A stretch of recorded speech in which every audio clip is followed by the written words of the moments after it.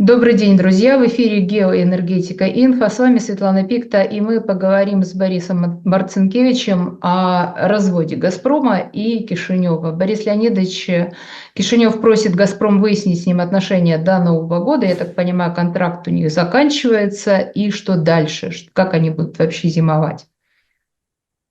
Всем добрый день. На самом деле тема достаточно большая, хотя вроде бы Республика Молдавия маленькая. Напомню, что достаточно своеобразно выглядит конструкция производства электроэнергии. До 80% спроса на электроэнергию Кишинев, Республика Молдова, получает с Приднестровской ГРЭС, которая работает на газе, который приходит в Молдавию по магистральному газопроводу Уренгой-Помара-Ужгород. То есть вот уже сразу задействовано несколько стран, потому что Уренгой, Помара, Ужгород проходит через территорию бывшей Украинской Советской Социалистической Республики. И есть угроза того, что с 1 января он поступать перестанет. По известным причинам заканчивается срок действия договора. Новый договор никто подписывать не собирается, идут какие-то переговоры. Что будет и как будет, сказать сложно. Что касается мнения руководителя Молдова ГАЗ, есть такая компания, вот он считает, что «Газпром» вправе прекратить поставки в любой момент, когда ему этого пожелается, захочется, по той причине, что образовавшийся за долгое время сотрудничества долг, который «Газпром» обозначает как $700 миллионов, Кишинев не выплачивает, ссылаясь на заключение некой аудиторской компании, которую «Газпром» не акцептировал.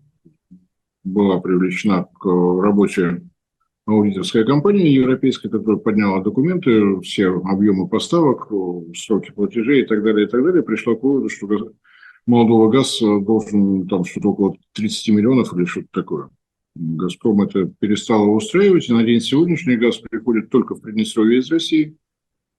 Причина, почему мы не можем бросить Приднестровье, тоже, надеюсь, достаточно очевидна. Сказать, что Кишинев ничего не делал по этому поводу, тоже нельзя. Что могли, то делали, с учетом финансового состояния, которое в Молдавии имеется. Но, тем не менее, удалось построить газопровод, идущий из Румынии до Кишинева. И, соответственно, какая-то часть спроса может быть удовлетворена вот таким методом. Другое дело, сможет ли найти Румыния дополнительные объемы. Тоже вопрос не самый простой. Румыния долгое время пыталась заняться разработкой газового месторождения «Нептун», в том числе и европейские компании участвовали, но так и не получилось. Собственная добыча в Румынии есть, но ее на все 100% не хватает, поэтому частично она запитана из Болгарии. Болгария сумела построить газоотводы от турецкого потока. Маршрут турецкого потока, напомню, это две нитки общей мощностью 31,5 миллиардов кубометров газа в год. 50% это турецкий спрос, турецкие компании, подписавшие контракты. Одна из ниток продолжается по территории балканских стран, и почему-то Болгария настояла на том, чтобы турецкий поток, входя на территорию Болгарии, назывался Балканским потоком. Не знаю, откуда такая нелюбовь к Турции, не понимаю. Из Болгарии газ идет, проходя насквозь, так скажем, территорию Болгарии, приходит в Сербию, из Сербии в Венгрию, где, собственно говоря, сейчас конечная точка маршрута. Болгария газ за рубли покупать отказалась. Вполне традиционное для Болгарии поведение. Все, что можно принести вред России, обязательно нужно сделать. Но вот так она навредила, и «Газпром» лишился такого замечательного рынка, как Болгария. Но, тем не менее, часть газа, поступающего таким путем из Турции, уходила в Румынию. В том случае, если транзит газа через территорию Украины будет прекращен, вот этого газа, свободного в турецком потоке, не останется. Есть договор у «Газпрома» с венгерской государственной компанией МОЛ, что тот объем, который шел транзитом через Украину, будет идти через турецкий поток. В этом случае свободных объемов у Румынии для того, чтобы поставлять что бы то ни было в Молдавии, просто не будет. И возникает большой вопрос, как выкручиваться из этой ситуации. Понятно, что Молдавия – это не Сибирь, но, тем не менее, отопительный сезон тоже имеет место быть. Информационное агентство ТАСС распространила сообщение о том, что министр энергетики Молдавии получил приглашение приехать в город Санкт-Петербург для того, чтобы попробовать выяснить отношения с «Газпромом».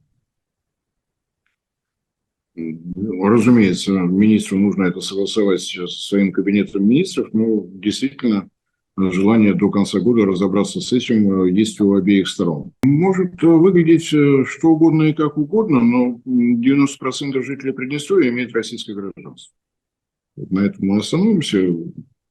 Дальше пусть политологи по этому поводу выскажутся. Какое значение имеет приднестровская ГРЭС для Приднестровья? Понятно, это 100% генерации электроэнергии. Для Молдавии это 80%, но мы сейчас наблюдаем еще одну интересную совершенно картинку. Называется она «Блэкаут в городе Одессе». И с блэкаутом разобрались, сейчас переходят на режим веерных отключений. Не хватает электроэнергии.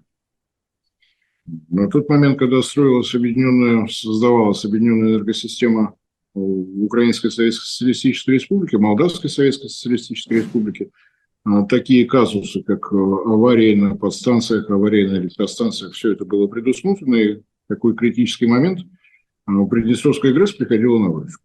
Если в Одессе какие-то проблемы есть, то можно включить резервные мощности и получить необходимое. То есть, по сути, Приднестровье сейчас спасает регион, правильно? Приднестровье не спасает регион, у Приднестровья нет возможности вырабатывать дополнительный объем электроэнергии, который необходим Одессе и Одесской области. Ага, поняла. Так получилось. Именно поэтому блэкаут, именно поэтому веерное отключение. Для того, чтобы вырабатывать дополнительный объем электроэнергии, нужны дополнительные объемы газа. Так что здесь вот то ли треугольник, то ли четырехугольник. Как видите, здесь помимо России и Приднестровья есть совершенно определенные интересы у Молдавии, киевского режима и немножечко у Румынии. Потому что, помимо всего прочего, если мы говорим о бывшей Украинской Социалистической Республике, то в Закарпатье, в Мукачево работает подстанция, которая во времена исторического материализма обеспечивала функционирование объединенной энергосистемы «Мир». Закарпатская область расположена настолько удачно, что в пределах видимости практически находится граница тогда со странами-членами Совета экономической взаимопомощи, ныне с независимыми государствами, с Румынией, Венгрией, Словакией. Одна подстанция закрывает поставки с момента синхронизации объединенной энергосистемы Украины в 2022 году состоявшемся, поставки электроэнергии как из Европы на Украину и из Украины в обратную сторону.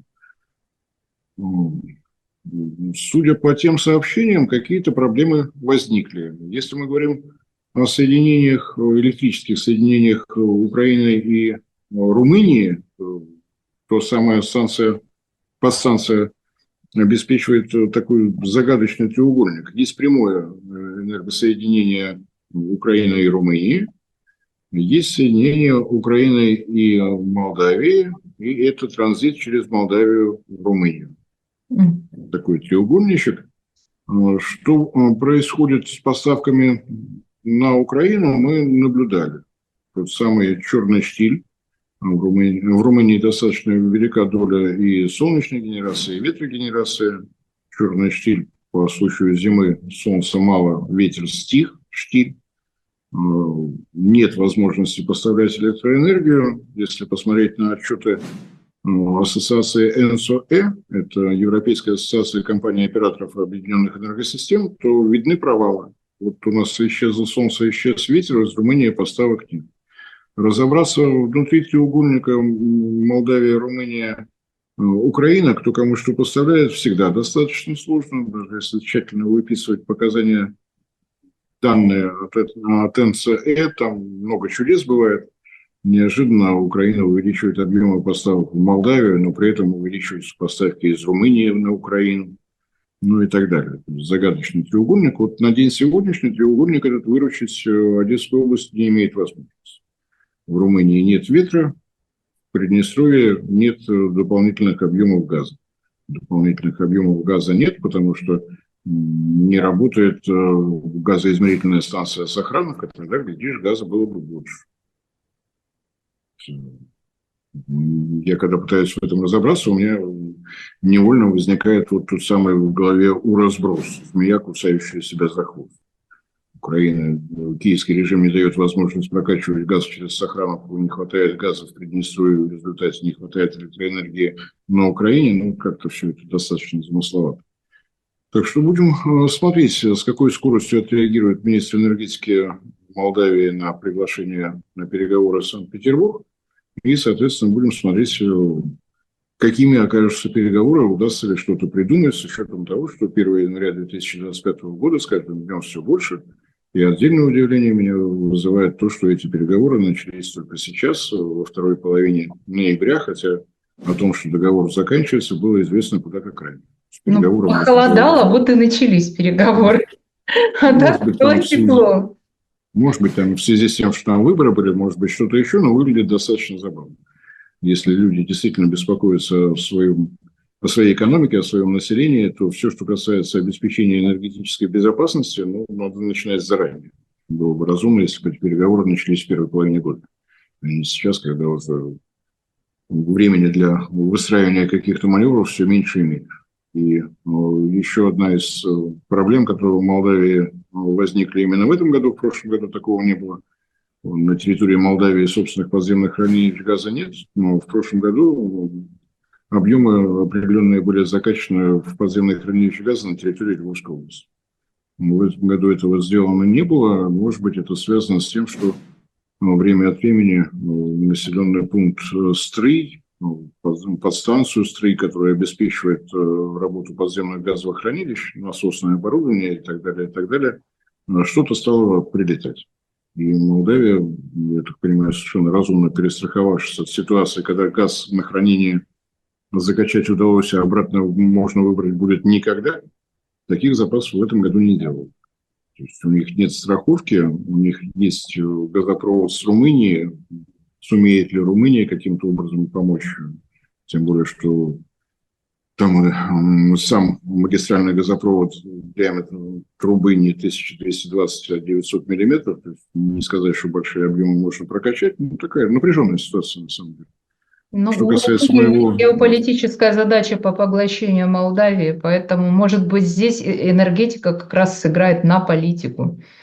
Посмотрим. Мое личное оценочное мнение, меня интересует только то, чтобы в городе Тирасполе все было в полном порядке. Вот да, я хотела бы вот как раз этот вопрос тоже затронуть про энергетическую безопасность Приднестровья как наиболее близкую нам с вами тему.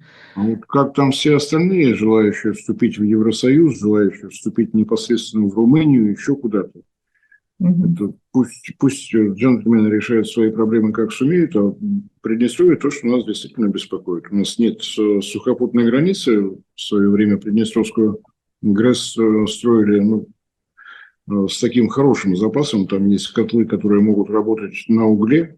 Но уголь тоже непонятно, как поставить. Морских границ у Приднестровья нет. Прямого железнодорожного сообщения теперь не стало.